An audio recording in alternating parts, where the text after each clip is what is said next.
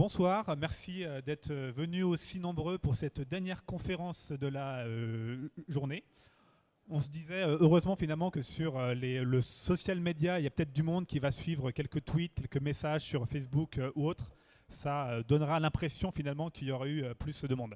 N'hésitez pas à venir nous rejoindre si ma voix porte jusque dans les différentes allées.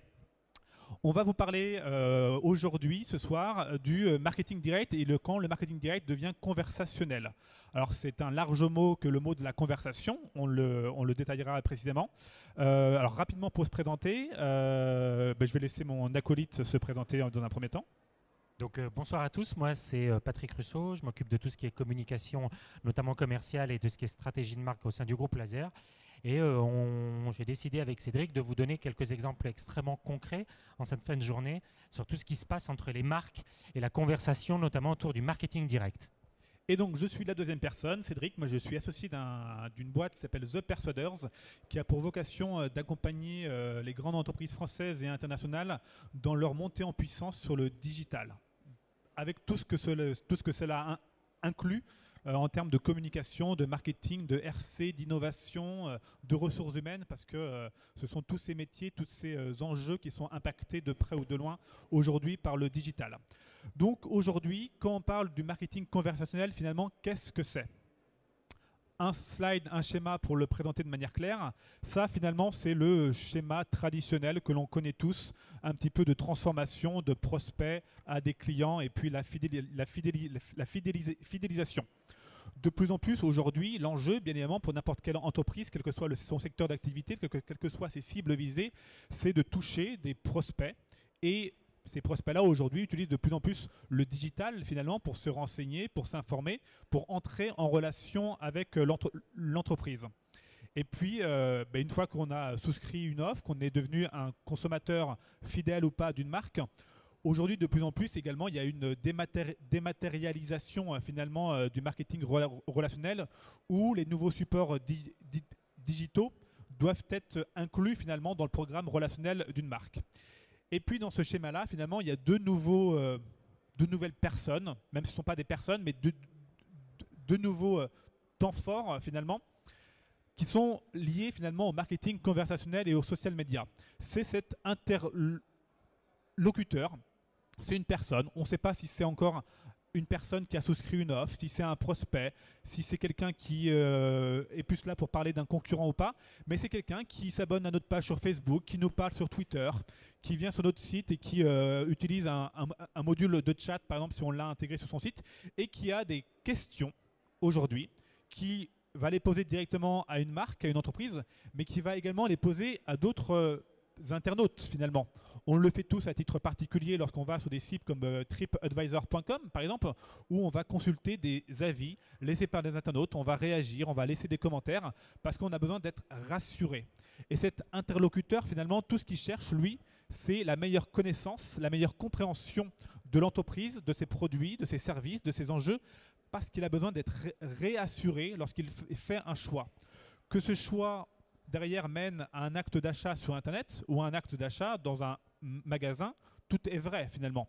Aujourd'hui, lorsqu'on va à la FNAC par exemple, on doit choisir entre le produit A ou le produit B. On a le choix de demander à un vendeur finalement quel est le meilleur produit. Mais aujourd'hui, on a tous Internet sur soi, on l'a dans son smartphone et puis on va regarder finalement les avis sur Internet, on va faire un tweet, on va demander finalement à nos pairs, à notre réseau, sur Internet, si je dois choisir le produit A versus le produit B.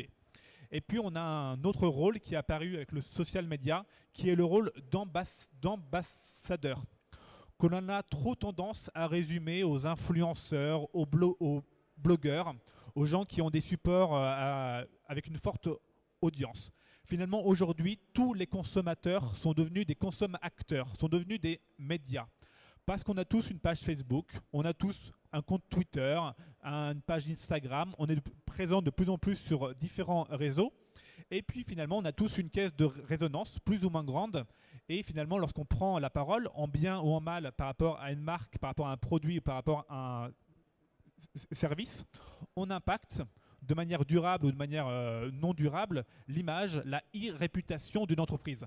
Parce que ces messages qui sont postés par des internautes lambda sur des forums, sur des blogs, sur Twitter, sur Facebook, il y a plein d'internautes qui sont des lecteurs, mais qui se font une opinion sur un service, sur une marque, sur une entreprise, en fonction de ce qu'ils vont lire et en fonction de ce que d'autres internautes auront laissé comme message. Donc c'est pour ça que c'est important pour une entreprise aujourd'hui d'avoir des vrais clients ambassadeurs qui vont porter le message positif d'une entreprise.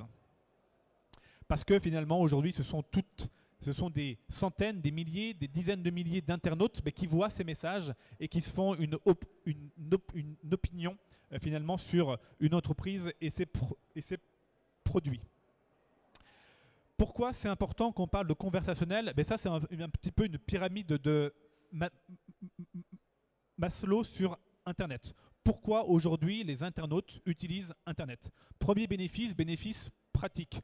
Je n'ai pas besoin de me déplacer, c'est pratique, j'ai accès à une densité d'informations, c'est pratique. Bénéfice informatif, c'est que je vais pouvoir poser des questions, je vais pouvoir me renseigner, je vais pouvoir accéder à plein de types de supports différents pour trouver la bonne information.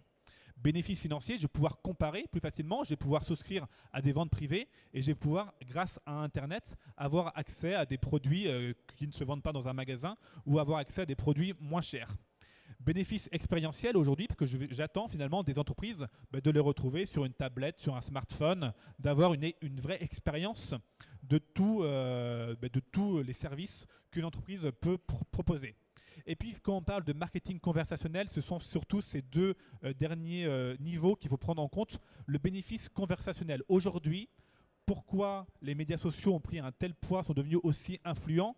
Parce que l'internaute cherche de la réassurance. Et en posant des questions, c'est en interagissant sur différents supports qu'on va se réassurer. Et pas que pour ça. Il y a également aussi aujourd'hui ce côté estime de soi, valorisation. Je prends la parole pour finalement exister également sur ces supports-là, pour avoir une voix qui porte, pour être entendu finalement. Là où si je prends la parole sur d'autres supports, dans la rue, j'ai peut-être pas la même caisse de résonance. Sur Internet, on peut avoir une caisse de résonance et une valorisation assez forte.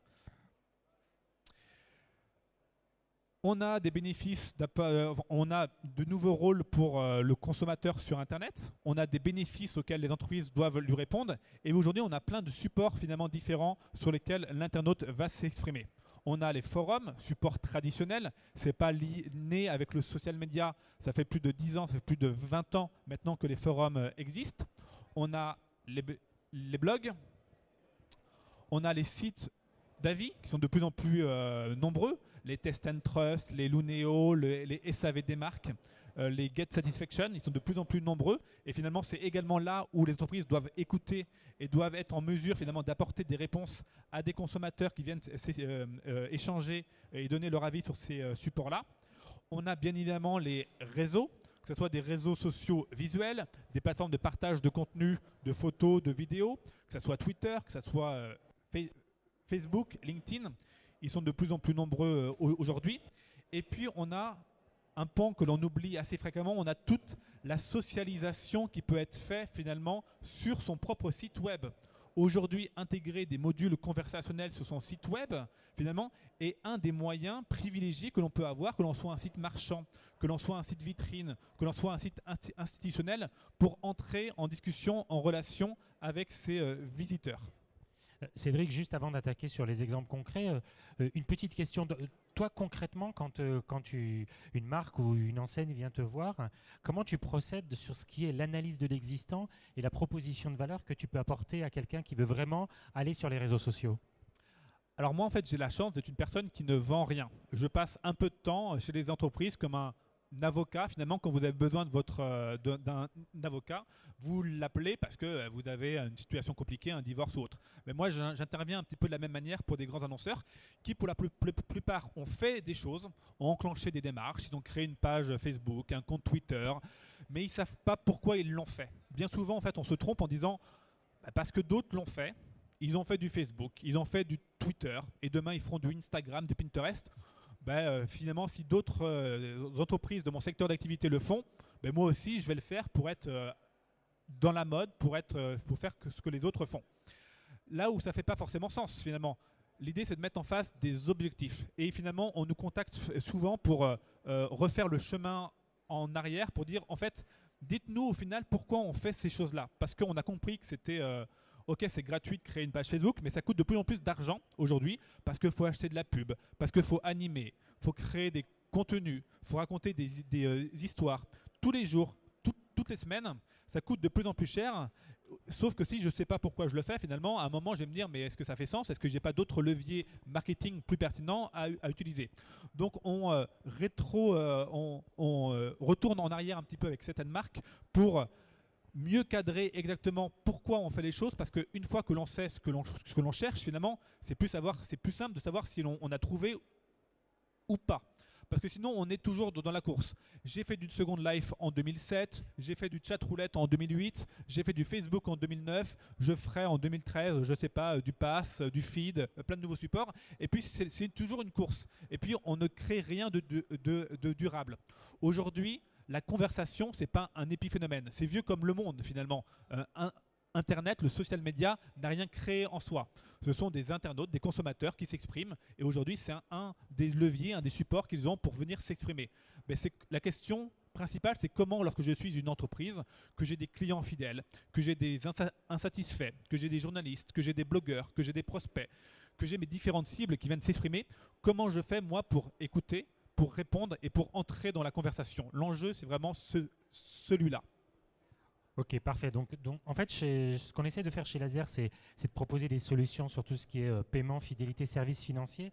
Et je crois que fort de cette expérience, et par rapport à ce que tu viens de dire, l'idée, c'est d'expliquer comment on va revenir sur les basiques des attentes des clients, du consommateur, et on va expliquer un petit peu aussi comment tout ça se fait aussi par rapport à un schéma qui est simple, qui est celui qu'il faut analyser un petit peu le consommateur, ce qu'il est aujourd'hui et quelles sont ses attentes.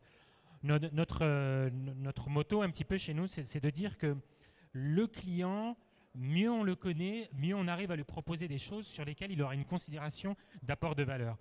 Aujourd'hui, ce qui est très important autour de toutes les segmentations qu'on connaît dans le marketing, qui sont développées un peu partout, c'est aussi de s'attacher à ces nouvelles segmentations qui sont celles dites lifestyle et qui correspondent pas seulement en termes de consommation, de ce que j'achète, comment, de la récurrence, des montants que je dépense, mais également en termes de comment je vis ma vie au quotidien, notamment sur Internet et sur les réseaux sociaux, mais pas seulement. Et là, on arrive à analyser concrètement comment un comportement d'achat ou un comportement de relation avec une enseigne ou une marque devra être mieux analysé, mieux comprise pour aller un peu mieux dans la proposition de valeur.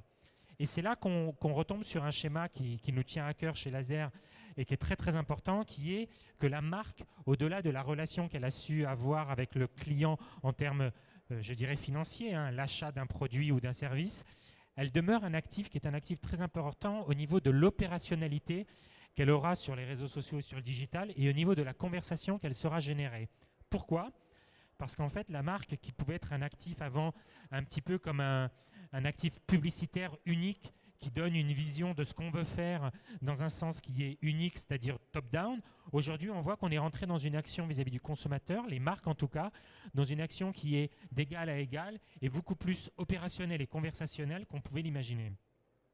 Premier exemple, c'est Burberry avec un exemple très typique qui est cette boutique qu'ils ont ouvert à Londres il n'y a pas très très longtemps, où ils sont partis d'un principe simple qui était de se dire, au-delà d'un site web, voyons ce que l'on peut faire dans une enseigne physique. Ils ont créé ce magasin dont tout le concept a été bâti sur le même modèle que lorsqu'on bâtit un site web efficace et conversationnel. C'est-à-dire que l'intégralité du magasin est bâtie sur ce que, en physique, on peut recréer comme expérience telle que le web et le digital a pu le montrer.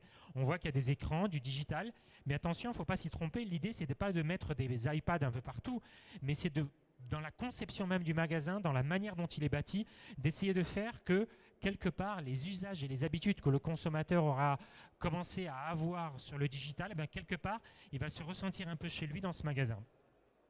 Un autre exemple, c'est ce qu'a pu faire les Galeries Lafayette, notamment avec le plus grand défilé du monde.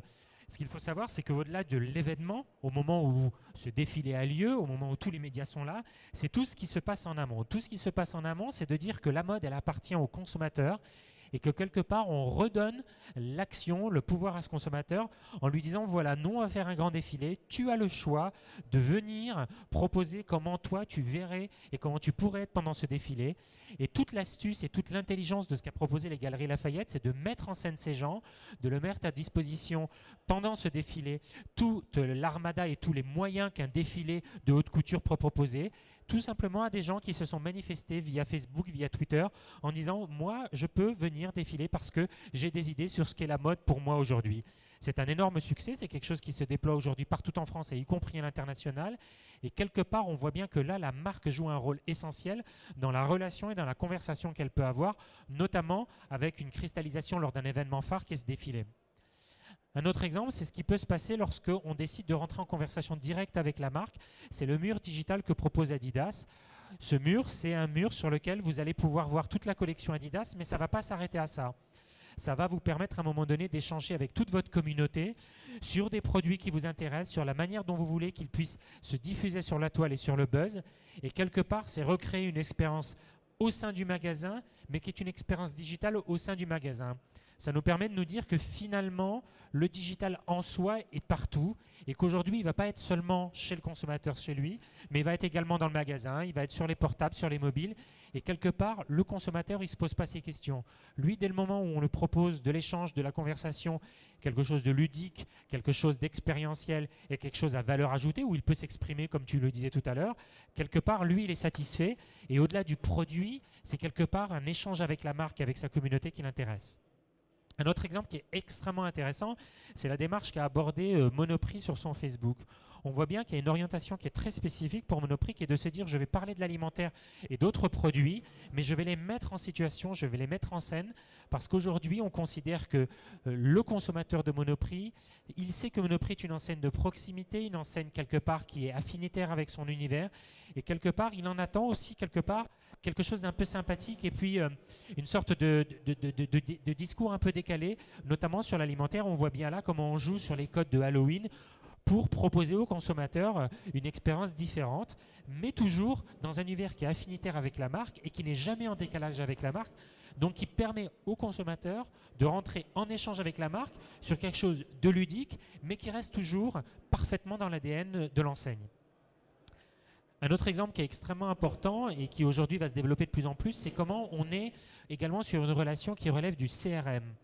Aujourd'hui, le CRM, on voit bien que beaucoup de questions se posent sur comment je peux envoyer des offres en marketing direct à mes consommateurs, comment je peux faire qu'il y ait un ROI sur ces opérations. L'idée qu'a développé Sephora avec Passbook sur Apple, pour Apple, c'est qu'en fait, ils se sont dit que tout ce qui était le relationnel CRM et fidélisant, en fait, avec l'enseigne Sephora, pouvait passer par Passbook, et notamment via une app qui regroupe en elle-même tout ce qui peut être l'intérêt que peut avoir le consommateur vis-à-vis de l'enseigne Sephora. On retrouvera dans cette app des choses qui relèvent de ma fidélité, des offres géolocalisées qui correspondent également à mon panier d'achat, des propositions par rapport à mes types de peau, par rapport à ce que je peux aller chercher comme produit. On est dans un écosystème CRM ludique qui est parfaitement adapté à la mobilité des consommatrices de Sephora et qui a une vraie valeur ajoutée parce que quelque part, en push, en marketing direct, on ira proposer en correspondance parfaite avec le profil de la consommatrice des produits et des offres où qu'on soit en géolocalisation, chez soi ou dans le magasin, qui sont en correspondance et surtout en temps réel par rapport à ma consommation sur cette enseigne. Un exemple aussi qui est très important, c'est lorsqu'on crée un social, vraiment un réseau dédié. C'est ce que fait Puma en ayant créé Puma Social. Au-delà du réseau social tel qu'on le connaît, ils n'ont pas essayé de créer un réseau social comme on peut l'avoir sur Facebook ou Twitter. Ils se sont dit on va donner la main aux consommateurs pour en faire finalement des acteurs de la marque. Puma, c'est une marque très affinitaire, c'est-à-dire que quand on achète du Puma et quand on est très fidèle à Puma, on a vraiment un enjeu, on est vraiment fier, on est ambassadeur comme tu le disais tout à l'heure. Et quelque part, ils ont redonné la main à ces consommateurs en leur disant, voilà, tu peux être acteur de la marque, mais pas seulement un acteur opérationnel en achetant nos produits, mais également un acteur médiatique. Tu peux être également dans les vidéos qu'on fera sur le buzz, avec lesquelles on fera du buzz, pardon. Tu peux être sur les cartes, un petit peu sur le modèle des cartes des joueurs de baseball aux États-Unis, et on peut diffuser cette information et quelque part, tu reboucles également sur toutes les offres et tout ce qu'on peut proposer chez Puma, également un événementiel, puisque lié à ça, il y a des concerts, il y a des événements sportifs et autres. Et on voit bien que la boucle est bouclée et que quelque part, le consommateur ne se sent pas forcé à aller faire de l'achat, mais il est dans son affinité et quelque part, il devient ambassadeur, mais il devient acteur de la marque, il devient un étendard de la marque sans pour autant être dans de l'obligation. Ce qui est très important, c'est que lorsque le consommateur se sent forcé sur cette démarche, ça ne lui plaît pas. Dès le moment où il a la main, comme on le voit ici sur les cartes, eh ben finalement, il se dit, ça vaut le jeu et ça m'intéresse parce qu'il y a toujours ce côté, je me mets en valeur au-delà de la marque. Et là, c'est où ce qui est très intelligent de la part de Puma, c'est de dire, je ne vais pas me mettre en avant moi, mais je vais proposer à mes clients de se mettre en avant, clients ou pas d'ailleurs, mais les gens qui aiment bien la marque. Et très souvent, ils ne font pas obligatoirement référence à la marque, mais ils font référence à un univers affinitaire qui est celui de Puma. Petite question, Cédric, non? Mais justement, par rapport à ces exemples que tu présentes de Monoprix, de Galeries Lafayette, donc de secteurs, on va dire, très affinitaires, l'habillement, l'alimentation, la mode, est-ce que finalement, quand on parle d'expérience, de personnalisation, de conversationnel, est-ce que c'est pour toutes les marques? Moi, si je suis une marque beaucoup moins affinitaire, plus utilitaire, je suis une banque, je suis une assurance, est-ce que moi aussi, je peux aller vers cette démarche-là? Ce qui est très important aujourd'hui, c'est bien d'analyser son ADN et surtout ce qu'on veut faire par rapport à son client. Comme tu le disais tout à l'heure, il y a eu une tendance ces derniers mois, ces dernières années, d'aller sur Facebook, d'aller sur Twitter, parce qu'en fait, c'est à la mode, il fallait y être. Le gros défaut de ça, c'est qu'en fait, les gens ne se sont pas posé la question essentielle, c'est de pourquoi un client, un consommateur, une personne va aller sur Facebook, va aller liker mon post, ma page, va aller suivre mes Twitter. Dès le moment où on repart, comme je l'ai dit tout à l'heure, de l'intérêt même du client, de ce qu'il attend par rapport à ma marque, et là, c'est très important, c'est un cheval de bataille qu'il faut défendre corps et âme parce que la marque et le rôle de la marque par rapport au client final et de ce qu'il en attend est très important. Vous n'irez pas sur Facebook, vous n'irez pas sur les réseaux sociaux, sur le marketing direct, c'est pareil. Et aujourd'hui, on voit bien que le marketing direct a beaucoup à attendre du social, du digital de manière générale, sans avoir à minima analysé ce que votre marque signifie et surtout ce que vous voulez en faire d'un point de vue business avec vos clients.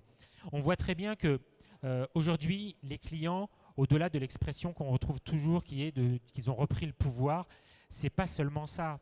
Le client, il aime les marques. Il n'est pas en détestation des marques. Il aime bien les marques lorsqu'elles lui proposent quelque chose d'intelligent, quelque chose qui a de la valeur. Aujourd'hui, notre rôle à nous, c'est de justement épouser ça pour le bénéfice de l'enseigne, mais avant tout pour le bénéfice du besoin du client final. Il n'y a pas de problème, on est là pour faire du business, on a tous cette logique-là. Mais si ce business se fait au détriment de ce que foncièrement veut le client final ou de ce qu'il est en droit d'attendre, parce que ce n'est pas obligatoirement des choses qu'il exprimera. On peut des fois faire émerger des besoins qu'il n'avait pas exprimés. Mais dès le moment où on est au-delà de ça, et si on n'est pas dans cette cible-là qui correspond à l'ADN de la marque, on sera en échec. Et là, il n'y a pas de problème. Une marque de services financiers, une marque de fringues, une marque alimentaire, eh bien, quelque part, il suffit d'analyser ce qu'en attend un consommateur et à partir de là, on arrivera à déployer sur Facebook, sur Twitter ou sur moins ou sur plus tout ça et il faut savoir doser par rapport à ce que sont notre vision et nos objectifs. Aujourd'hui, comme tu le disais tout à l'heure, on est vraiment sur un retour sur les fondamentaux de ce qu'est la relation d'une marque, d'une enseigne et d'un produit par rapport à un client. Et c'est ça qui est intéressant. Parce que quand on revient sur les fondamentaux, quelque part, on se rend compte que le digital devient un outil formidable. Si on sait bien l'utiliser, si on sait bien l'appréhender, ça devient un outil formidable. Et je vais vous donner un exemple pour terminer. Ah, j'ai un petit slide qui a sauté, donc on va essayer de revenir si c'est possible. Voilà, on va faire comme ça. Sur le dernier exemple, voilà, c'est l'exemple d'une enseigne qui a un seul magasin aux États-Unis. C'est à New York, ça s'appelle 4Food. Vous tapez 4Food.com pour les retrouver. C'est une enseigne qui a poussé, je dirais de manière extrêmement intelligente, la relation collaborative avec le consommateur.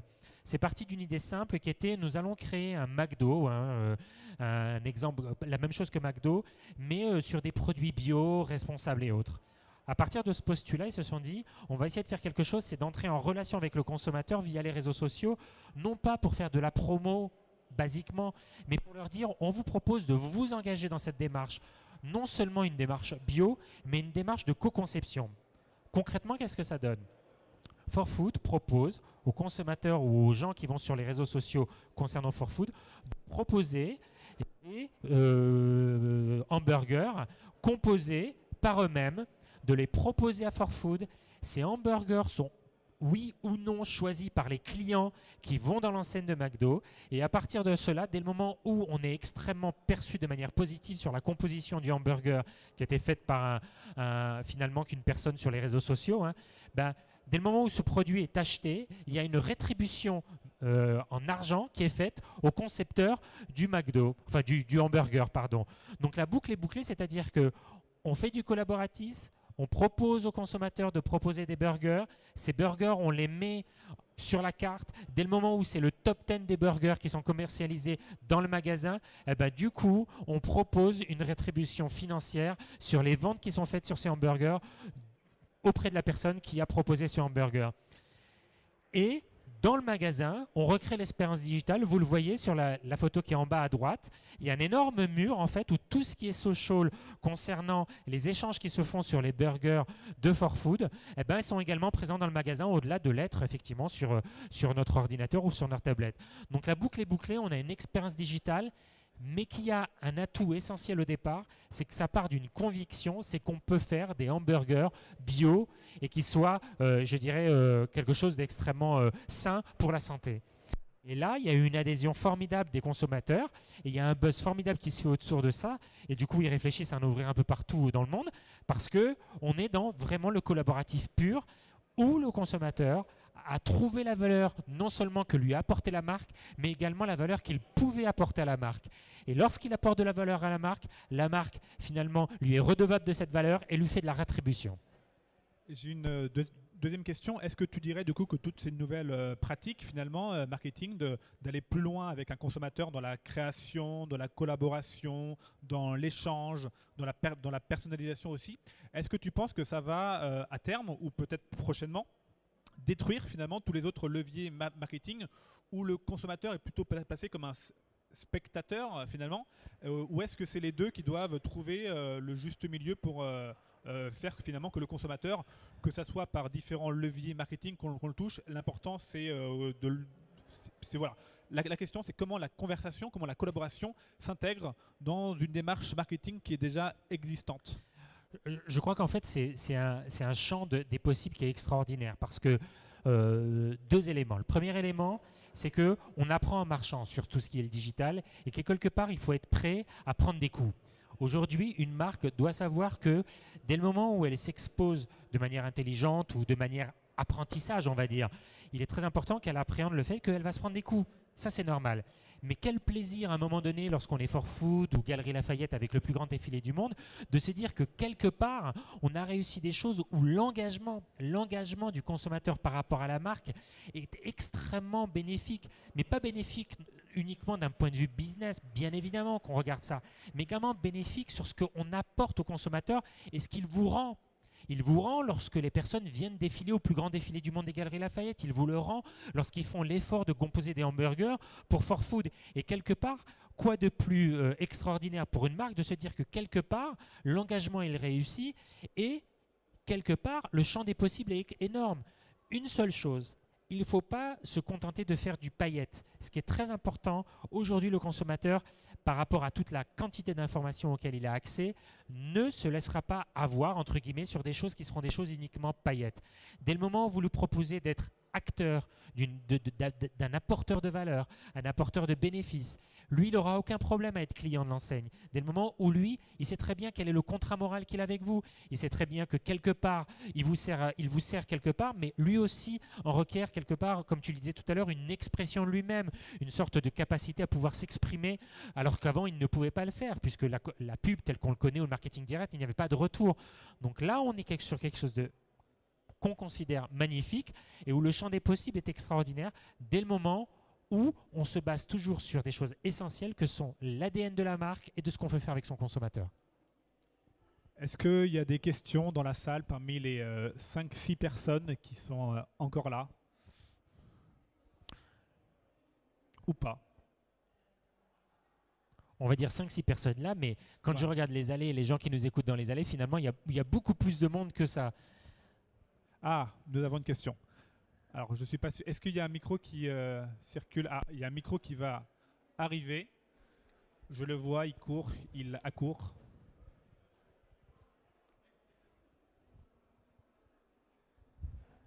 Oui, je voulais savoir si à chaque fois qu'il y avait une collaboration avec les clients, il y avait une compensation, à savoir une rétribution, un Financière, business. notamment. Pardon?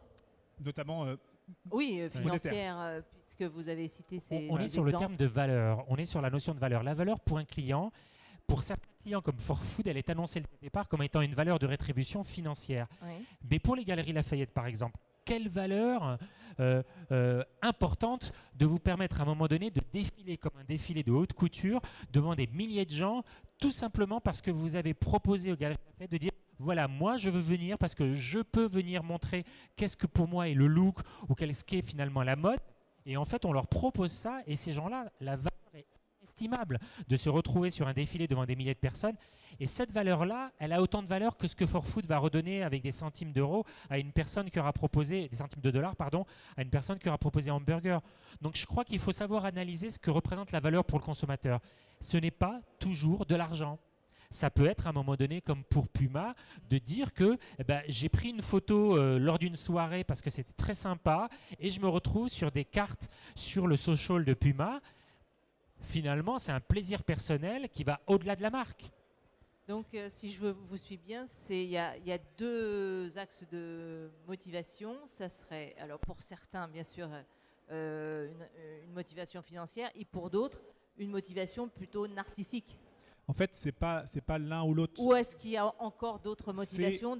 Est-ce que vous avez d'autres exemples? C'est pas vraiment narcissique. C'est vraiment la pyramide que je vous ai présentée. C'est ces bénéfices-là.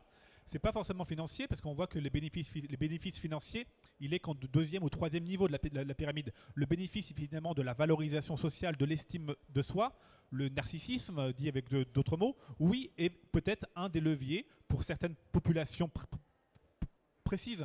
Mais effectivement, le simple plaisir parfois que l'on peut avoir à utiliser intelligemment des terminaux, à entrer dans une expérience où on se dit tiens, là c'est riche, c'est différenciant, c'est nouveau, je n'ai jamais fait. Parfois c'est juste ça. Donc finalement en fait on ne peut pas différencier. Il y a les gens qui sont intéressés que par l'aspect financier d'un bord et puis les gens plus hédonistes finalement qui vont rechercher autre chose. On recherche tout cela et on est tous finalement des consommateurs qui avons différentes relations avec différentes marques parce qu'on souscrit à un abonnement, on a une banque, on a une assurance, on a différents produits. Ce qu'il faut prendre en compte, c'est qu'aujourd'hui, le consommateur, que l'on soit une marque très affinitaire, une marque utilitaire, il veut entrer en relation avec la marque. Il veut aller plus loin dans l'expérience de la marque.